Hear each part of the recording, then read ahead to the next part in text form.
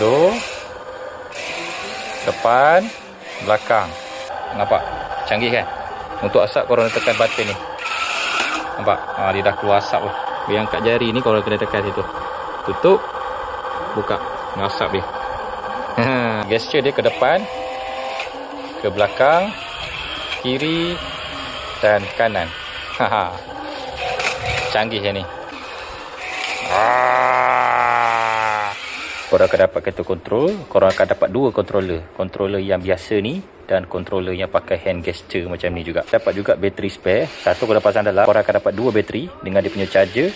Dan yang ini untuk korang isi air. Air dia isi dekat sini. So dia akan ada efek-efek asap lah. And dia punya sound boleh tutup lah. Dia ada bunyi. Dia ada efek-efek bunyi. Tekan sini. Okay, dia ada bunyi kan. Kalau gerak, dia ada bunyi macam enjin macam tu. Ni kalau tutup, boleh juga. Kat sini. So kalau korang nak beli kan, korang boleh tekan dekat beg kuning bawah tu. Korang akan dapat full set yang macam ni.